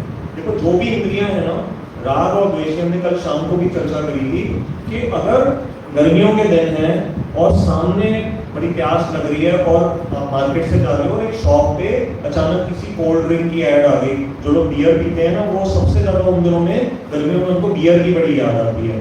तो ऐसे आपको प्यास लग रही है तो आपके सामने कोई कोल्ड ड्रिंक की ऐड नजर आ रही है, अब आप क्या करोगे, एकदम से जो आपकी इंद्रियां जो सूखा पड़ा है ना उस समय मुंह वो उसके प्रति लालायित होकर के राग, ये राग का एग्जाम्पल हो गया। और द्वेष क्या होता है, तो आपकी इंद्रियों को नहीं चाहिए। जैसे जिस बच्चे को करेला नहीं पसंद और उसकी माँ जबरदस्ती उसको करेला खिला दी है तो उसकी इंद्रियां क्या है, रिवोल्ट करती है, मम्मी कुछ भी खिला दो, भूखा रह लूंगा लेकिन करेला नहीं खाऊंगा, टेंडा नहीं खाऊंगा। तो ये क्या है, इंद्रियों के राग और द्वेष है। इसमें हर इंद्रिय का अपना अपना है। तो इसमें भगवान कह रहे हैं कि ये सभी इंद्रियां उनके वशीभूत रह करके उसमें एक्ट करती हैं, अतः तुम उनके अधीन मत हो। ये जो राग और द्वेष का जो डुअलिटी है ना दुनिया के अंदर, तो अर्जुन को क्या हिंट कर रहे हैं कि जो तुझे इस समय लग रहा है ना तू बड़ा ज्ञानी बनने का प्रयास कर रहा है, मुझे समझा रहा है कि युद्ध नहीं करने से और ऐसा करने से क्या होगा, तो वास्तव में ये क्या हो रहा है कि तेरी इंद्रियां इस समय राग और द्वेष से वशीभूत होकर के तेरे को अपनी तरफ खींच रही है, तेरा मन स्थिर नहीं है। तो क्योंकि राग और द्वेष साधकों के कल्याण के विरोधी है, भगवान साहब बता रहे हैं कि ये जो राग और द्वेष है ना, तो तेरा जो कल्याण का पथ है उसके विरोधी है। इससे हम सबको भी देखो अपने साधन के लिए इसमें हिंट मिल गया गीता जी से कि हम जब भक्ति के राज्य में आते हैं, सुबह जब आज कल रात को हम सब थके हुए थे और प्रभु जी का हमें अलार्म मिला हुआ है कि भी 5:15 बजे समझो इस हॉल में हम सबको होना था, तो उसके लिए हम सब कैसे मुश्किल से आज अपने बिस्तर छोड़ा होगा ये सब हम जानते हैं, हमारे ऊपर आप बीती है। तो अब वो राग और द्वेष, लेकिन अब देखो इंद्रियों उस समय कितना भी आपका मन प्रयास कर रहा था, लेकिन आप जैसे तैसे अपनी चाहे इज्जत का ही ख्याल रखते हुए कि नहीं देखो नहीं उठूंगा तो मेरी बुराई होगी, है ना, ये होता है ना, हाँ तो नहीं उठूंगी तो मेरी सहेलियां क्या कहेंगी कि ये तो आई नहीं मंगल आरती में। तो उस समय क्या होगा कि हम ये राग और द्वेष खींचते हैं, लेकिन एक बार उसको हमने कंट्रोल कर लिया, उस अलार्म को बंद कर करके और बस अपने आप को धक्का दिया और उठ गए बेड से, उसके बाद क्या होता है फिर अच्छा लगता है। ये प्रकृति का नियम है, जो शुरू में चीज टफ लगती है ना, भगवान ने गीता में आगे श्लोक में कहा है कि कुछ कार्य ऐसे होते हैं जो शुरू में कड़वे होते हैं परंतु बाद में अर्जुन वो अमृतमय प्रतीत होते हैं। तो उसमें हर चीज़ है, पढ़ाई करना, कोई भी कार्य, सुबह जैसे माताएं गर्मी में सबके लिए प्रसाद बनाती हैं जून के महीने में भी जा करके, लेकिन जब हम उसको पाते हैं तो फिर वो बाद में अमृतमय हमें प्रतीत होता है। श्लोक संख्या 35 में कह रहे हैं, भली भांति अनुष्ठित पर धर्म की अपेक्षा किंचित दोषयुक्त स्वधर्म श्रेष्ठ है। ये भी हम सबके लिए बड़ी इंपॉर्टेंट बात है। अर्जुन को समझा रहे हैं कि देख तू क्षत्रिय है, तो क्षत्रिय धर्म का अगर त्याग कर करके अभी तू जो जिस भावना से इस समय ज्यादा प्रभावित हो रहा है वो है एक तरह से ब्राह्मणत्व का भाव। तू इस समय ब्राह्मण बनने की कोशिश कर रहा है। ब्राह्मण का क्या गुण होता है कि वो सहनशील होता है, दूसरों पर दया कृपा करता है। तो तू इस समय ना ब्राह्मण बनने की कोशिश कर रहा है। तू सोच रहा है कि ठीक है मेरे भाइयों ने मेरे साथ जो भी बुरा किया कोई बात नहीं, मैं इस समय सहनशील हो जाऊंगा, मैं तो मेरे भाई हम 5 गांव में मिल जाते तो हम आराम से वहीं रह लेंगे। तो भगवान कह रहे कि नहीं, तेरा जो प्रकृति से जो तेरे को जो शरीर मिला है ना वो क्षत्रिय स्वभाव वाला मिला हुआ है, और क्षत्रिय धर्म को छोड़ करके अगर तू किसी भी और परम धर्म को इस समय जबरदस्ती अपनाने की कोशिश करेगा तो तू नीचे निकृष्ट अवस्था को प्राप्त होगा। भली भांति अनुष्ठित पर धर्म की अपेक्षा, भले तुझे लग रहा है कि पर धर्म इस समय अच्छा लग रहा है ना, ब्राह्मण बनना बड़ा अच्छा लग रहा है, उसकी अपेक्षा किंचित दोष युक्त तेरा जो अपना क्षत्रिय धर्म भले ही इस समय दोष युक्त प्रतीत हो रहा है। क्यों दोष क्या है, मानना पड़ेगा, दोष तो है उसके अंदर, लेकिन फिर भी भगवान कह रहे हैं कि ये तेरा धर्म उससे श्रेष्ठ है। क्यों, अपने अपने वर्णाश्रम उचित स्वधर्म के पालन में मर जाना भी अच्छा है, परंतु पर धर्म भयावह है। दूसरे किसी का धर्म से आकर्षित होकर के अपना धर्म नहीं छोड़ना चाहिए। इंग्लिश में एक सेइंग है ना, grass is greener on the other side. तो सबको दूसरे का ना प्रोफेशन, दूसरे का घर, दूसरे की बीवी भी बड़ी अच्छी लगती है। तो ये इसमें भगवान गीता में बता रहे हैं कि इस चीज से प्रभावित मत होना। तुम्हें जो अपने पूर्व जन्म के डेस्टिनी के अनुसार, कर्मों के अनुसार इस जीवन में जो भी संगी साथी मिले हैं, माता पिता मिले हैं, भाई बंधु मिले हैं, परिवार घर इत्यादि मिला है, सबसे पहले तो उसमें संतुष्ट हो। ये नहीं भगवान कह रहे हैं कि अपने जीवन को अच्छा करने के लिए प्रयत्न मत करो, ये नहीं कहा भगवान ने, लेकिन सबसे पहले कहा है कि पहले जो मिला है वहां पर स्टेबल तो हो। आज दुनिया की समस्या क्या है कि अपनी कार से हम खुश नहीं हैं, पड़ोसी के नई कोई भी वस्तु आ जाती है उससे परेशान हो जाती है। ये नहीं देखते कि हमारे घर में जो मेड आ रही है, हमारे कई ऐसे मित्र हो सकते हैं जिनके पास कार ही नहीं है, वो अभी भी 2 व्हीलर पे ही घूमते हैं, तो हम उसके ऊपर हमारा ध्यान नहीं जाता। हम हमेशा उसको देखते हैं कि मेरे से बड़ी कार मेरा पड़ोसी कैसे ले आया, मेरे से महंगी साड़ी मेरी सहेली कैसे ले आई। ये चीजें हमें ज्यादा तंग करती हैं। तो भगवान गीता में इसलिए बता रहे हैं कि दूसरे की तरफ देख कर करके अपने धर्म से इस तरह से मुंह मत मोड़ो। श्लोक संख्या 36 में अर्जुन कह रहे हैं, हे कृष्ण, फिर यह पुरुष किसके द्वारा प्रेरित होकर न चाहते हुए भी बलपूर्वक नियोजित होने के समान पाप का आचरण करता है। बहुत ही इंपॉर्टेंट क्वेश्चन है। और ये हम सबको तंग करता है। क्राइम करते हुए जब हम ऐसे ऐसे लोगों के बारे में सुनते हैं जिसके बारे में कभी आप सोच भी नहीं सकते कि यार इसने ये कार्य कैसे कर दिया, इस परिवार को तो मैं बहुत अच्छा जानता था, इन्होंने अपनी बहू को जिंदा कैसे जला दिया, ये हो ही नहीं सकता, ये कुछ गलत न्यूज है। मतलब तरह तरह की घटनाएं हमें सुनने को मिलती हैं। तो अर्जुन और कृष्ण से प्रश्न कर रहे हैं कि न प्रभु आपने मुझे इतना सिखा तो दिया, लेकिन ये बताइए कि न चाहते हुए भी कोई पाप क्यों कर बैठता है। ये बड़ा ट्रिकी क्वेश्चन है और प्रचार में लोग ये पूछते हैं। इसका उत्तर भगवान ने क्या दिया है, ये उसको सुनते हैं। बड़ा प्रसिद्ध श्लोक है, ये भी हमें याद होना चाहिए। 3.37 काम एष क्रोध एष रजोगुण समुद्भव, कि इसका जो दोषी जो हमें न चाहते हुए भी बना देता है अर्जुन, वो है काम।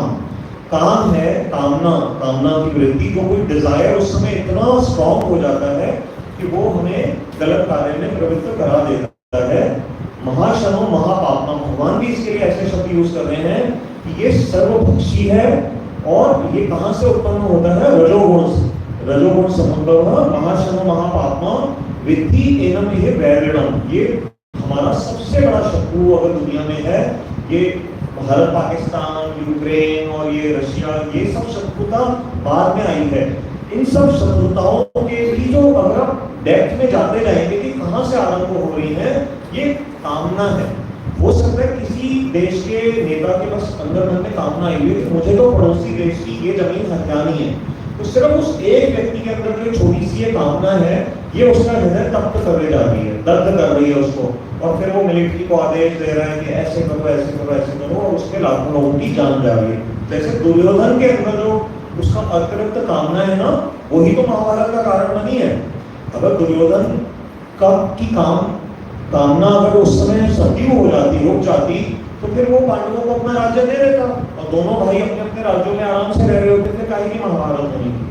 जो द्रौपदी के चीरहरण उन्होंने करने का प्रयास किया, तो ये भी तो एक जो लस्ट उस समय उनके मनों में आ गई, कौरवों के मन में, तो वो एक क्या जानते नहीं थे कि ये हमारे भाइयों की पत्नी है, रजस्वला है। उस समय द्रौपदी जी के शायद क्या कहा जाता है, पीरियड चल रहे थे, ऐसी अवस्था में भरी सभा में उनको निर्वस्त्र करने का प्रयास कर रहे हैं। उन्होंने उस समय कोई शराब थोड़ी भी रखी थी, ये तो अपनी सेंसेस में ही थे ना।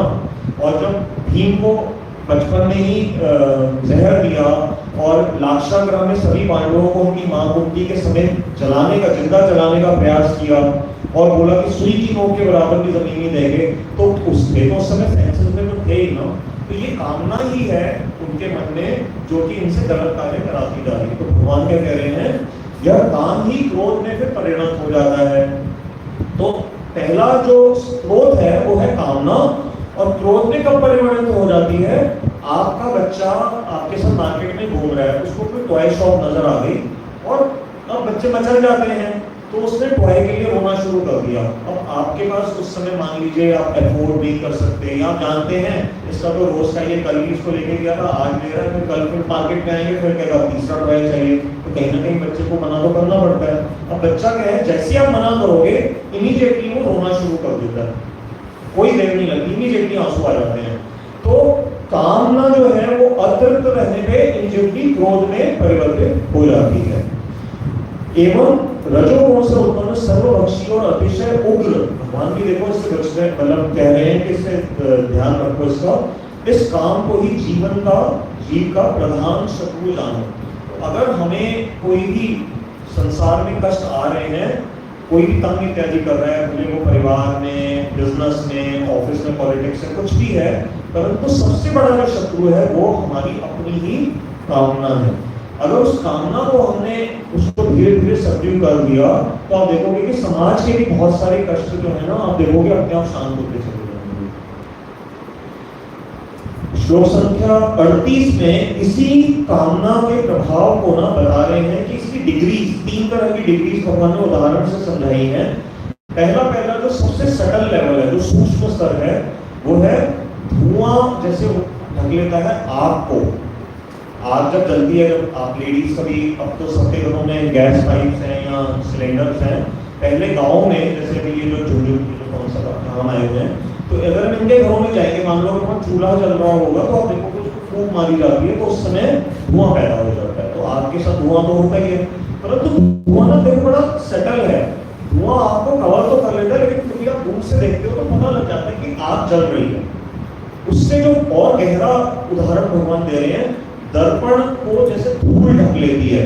अब जैसे हम 3 दिनों के लिए यहाँ आए हुए हैं, मान लो हम 30 दिन के लिए आए होते और आपका घर लॉक होता, जब आप वापस जाओगे तो आप देखते हो ना बाथरूम के मिरर्स वगैरह पे मिट्टी की लेयर पूरी चढ़ जाती है।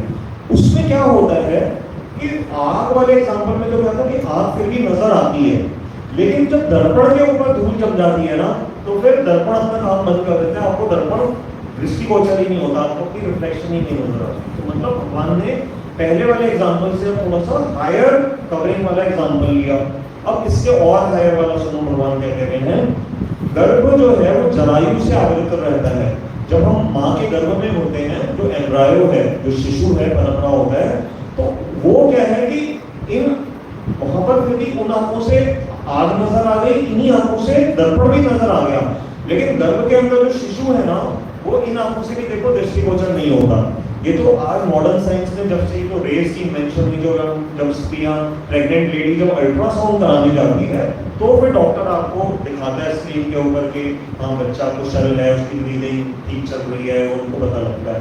परंतु बच्चे को तब भी देखो हम देख नहीं पाते हैं, उस तरह से नहीं देख पाते कि जो रियलिटी में वो है, हम सिर्फ बस एक स्केच टाइप का नजर आता है, वैसा देख पाते हैं। तो ये भगवान ने 3 उदाहरण दिए हैं। उसी प्रकार से यह ज्ञान काम से आवृत रहता है। तो जो हमारा मूलतः आत्मा अज्ञानी नहीं है, मूलतः हम सभी सत हैं, चित हैं और आनंदमय हैं।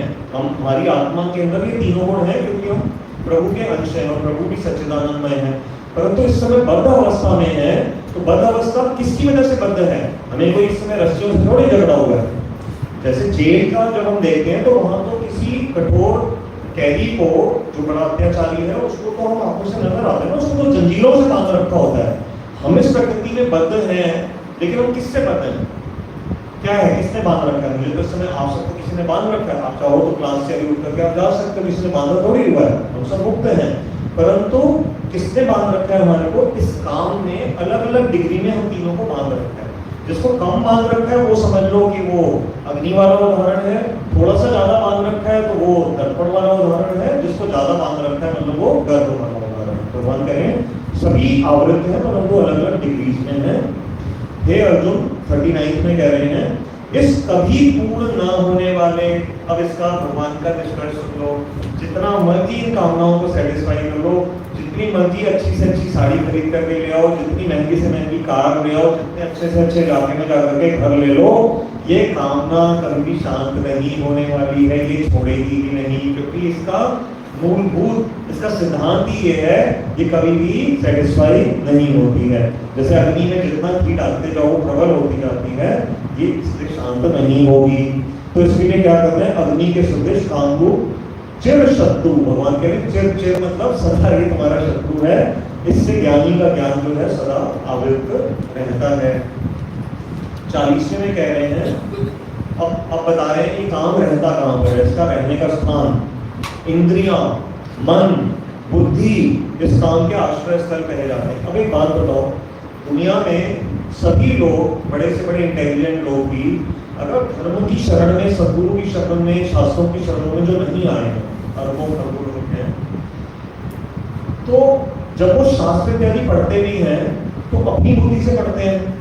अब भगवान यह कह रहे हैं कि मन, बुद्धि, इंद्रियां सब जगह पे तो ये काम बैठा हुआ है।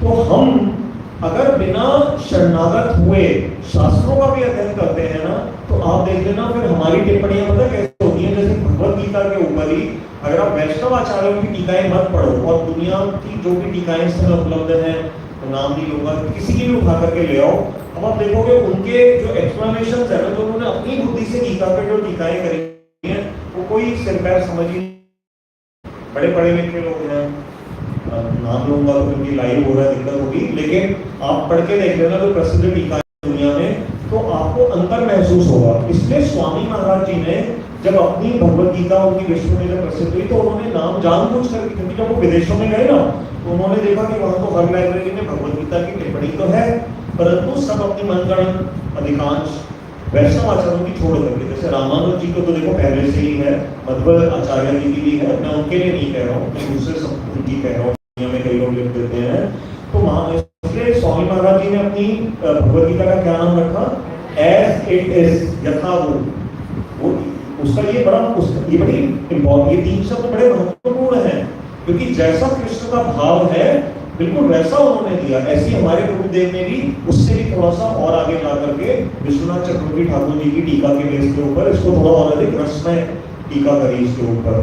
तो ये जो अब यहाँ भगवान ने जो भी बोला ना, इंद्रियों में, मन में और बुद्धि में तो काम बैठा हुआ है। अब कितना भी बड़े से बड़ा IIT का प्रोफेसर हो, नोबेल लॉरिएट हो, अगर वो गीता को बिना शरणागत हो करके पढ़ेगा तो फिर वो इसी तरह के गलत अर्थ ही निकालेगा कि कृष्ण नहीं बोल रहे हैं, इस समय कृष्ण के अंदर एक आत्मा प्रवेश कर गई थी, उसने बुलवाया है कृष्ण से। तो इस तरह की टीकाएं आपको मिलेंगी और लोग मानते हैं उनको। यह काम इनके द्वारा ज्ञान को आच्छादित कर जीव को विमोहित करता है। तो जब ये इन जगहों पे जब काम उपस्थित है, वो बात भगवान ही कह रहे हैं, जब ये जीव को विमोहित नहीं रखता, उसका काम ही है, तो फिर बिना शरणागत हुए किसी भी अपने भगवान के प्रतिनिधि के प्रति या भगवान के प्रति कोई कैसे भगवद गीता या वेदों इत्यादि को ठीक से समझ पाएगा। 41 श्लोक में कह रहे हैं, अतः मतलब अब भगवान थोड़ा सा कंक्लूड कर रहे हैं, हे अर्जुन तुम सर्वप्रथम सबसे पहला काम क्या करो, इंद्रियों को वशीभूत कर। तो देखो इंद्रियों को तो वश में करना पड़ेगा, इंद्रियों को वशीभूत करना। हम जो भारत की जो वैदिक प्रणाली है ना, तो ब्रह्मचर्य होता था, जो पहले बच्चों को गुरुकुल में भेजते थे, वहाँ कोएड सिस्टम नहीं होता था। आज तो सब जगह कोएड है प्रणाली, चलो हम उसका कुछ रोक नहीं सकते, परंतु गुरुकुलों में जो यंग बच्चे चले जाते थे, बच्चियां रहती थी अपने माता पिता के संरक्षण में और बच्चे चले जाते थे, तो वहाँ गुरु के निर्देश में रह करके वो 25 साल में ब्रह्मचर्य का पालन करते हुए अपनी इंद्रियों पे उनको कंट्रोल सिखाया जाता था। आज समस्या क्या हो गई है, आज किसी भी डेट का कोई भी अखबार उठा लो, किसी भी डेट का कोई भी अखबार उठा लो, मजाल है कोई आपको ऐसा पन्ना मिल जाए जहां पर के किसी यंग जनरेशन द्वारा किए गए क्राइम का वर्णन ना हो। इतने सारे जो आप रेप्स, मर्डर्स, और अब तो और वो 18 साल से छोटे होते हैं या जो भी जुवेनाइल एक्ट के अंदर उनको छूट मिली हुई है, अब वो क्या केस कोई स्ट्रॉन्ग केस बनता नहीं है और थोड़े समय के बाद कोर्ट का ऑर्डर से वो छूट करके आ जाते हैं, थोड़े दिन उनको सुधार गृह में रखा जाता है। परंतु पहले इस तरह की समस्या नहीं थी। आप हमारे शास्त्रों में कहीं पे भी आपको कोई ऐसी कथा नहीं मिलेगी कि जहां पर किसी यंग ब्रह्मचारी ने या ऐसे इस तरह से कोई बुरा कार्य किया हो।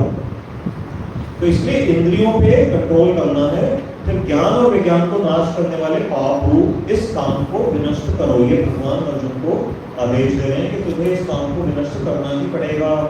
42वें श्लोक में कह रहे हैं, अब इनकी लेवल बता रहे हैं कि इंद्रियां, मन और इनका आपस में रिलेशन क्या है।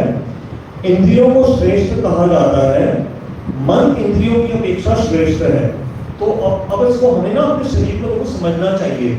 ये जो बॉडी मिली है ना, जैसे देखो नई कार खरीद के लाते हो, तो कार के शोरूम वाले, मान लो वो कोई बड़ी टेक्निकल कार है, एडवांस कार है, तो आपको शोरूम के इंजीनियर्स आपको समझाते हैं कि मैम आपको ना ब्रेक ऐसे करना है। आजकल तो ऑटोमेटिक गाड़ी है, ऑटोमेटिक गाड़ी में किस पॉइंट पे अगर न्यूट्रल उसका कैसे होता है, अगर मान लो उसको कभी धक्का लगाना पड़ जाए तो गियर वाली गाड़ी को तो धक्के से पुश कर सकते हो, ऑटोमेटिक गाड़ी खराब हो जाए उसको तो धक्का भी नहीं लगता।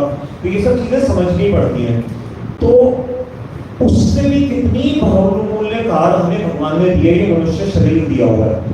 दुख की बात है कि हम इसको समझने के लिए समय नहीं देते हैं, इसको सुखी रखने के लिए तो पूरी इन्वेस्टिगेशन करते हैं, परंतु इसके अंदर जो हायरार्की सेट है, जो प्रकृति ने दी है, वो हायरार्की क्या है कि जड़ीय पदार्थों से श्रेष्ठ ये इंद्रियां हैं। इंद्रियां क्या हैं? ये हमारे कान, नाक, चक्षु, त्वचा इत्यादि हमारी इंद्रियां हैं।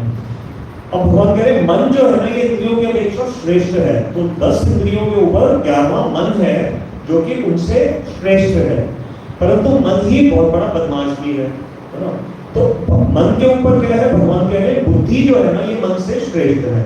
इसलिए बुद्धि का व्यवहार करते हुए मन को कंट्रोल करना चाहिए, और मन कंट्रोल में आ गया तो इंद्रियां अपने आप ही वश में आ जाएंगी, और जो आत्मा है वो फिर बुद्धि से भी श्रेष्ठ है। तो भगवान ने हायरार्की बताई है कि इसमें कभी भी ना निकृष्ट चीजों के प्रति हमें नहीं ज्यादा लालायक रहना चाहिए।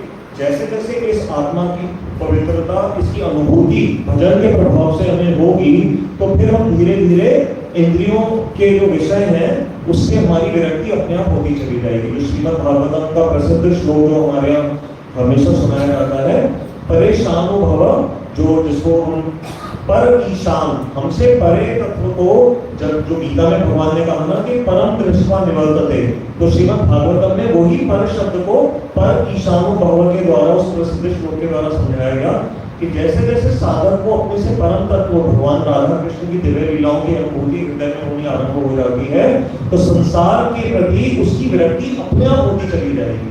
ठीक वैसे ही जब हम भोजन करते हैं तो शक्ति भी मिलती है, भूख भी मिट जाती है और हमें आनंद की भी अनुभूति होती है। तो ये तीनों कार्य भोजन खाने से अपने आप हो जाते हैं।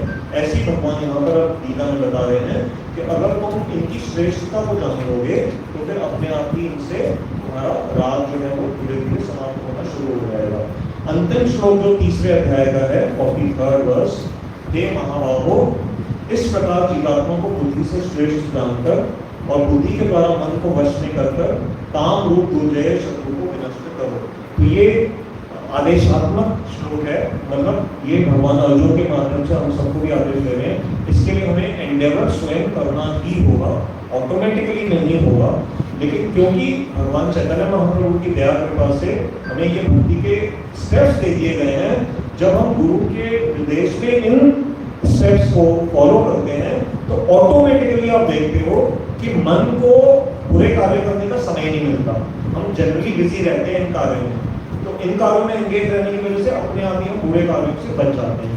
इसीलिए जैसे कि दीदी ने बताया, प्रभु जी बता रहे थे, ये जो सत्संग की महिमा है, संग में रहना, अपने मठों में जाना, मठ से दूर रहते हैं तो आजकल तो टेक्नोलॉजी के माध्यम से, यूट्यूब इत्यादि के माध्यम से हम अपने मठों के साथ, अपने मेंटर्स के साथ, अपने गुरुजनों के साथ सब समय संपर्क बनाए रख सकते हैं और इस तरह से भक्ति के पथ पे आगे बढ़ सकते हैं। तो हमारा तीसरा अध्याय अभी हो गया है। अब हमारे पास 15 मिनट और है, 11:15 तक का समय है प्रभु जी इसके हिसाब से ना, 11:15 सभी है ओवर। सो तो ठीक है, हम अभी यहीं पे, सॉरी मैं एक्सीड कर गया। तो आज हम अभी तीसरा अध्याय हमने यहाँ विश्राम कर लिया। शाम की क्लास में हम चौथे अध्याय से करेंगे और दिन का अभी प्रोग्राम प्रभु जी अनाउंस कर देंगे। कोई भी प्रभु जी बोलने में मिस्टेक होगी तो आप सब क्षमा करेंगे। ध्यान से सुनने के लिए धन्यवाद। हरे कृष्ण।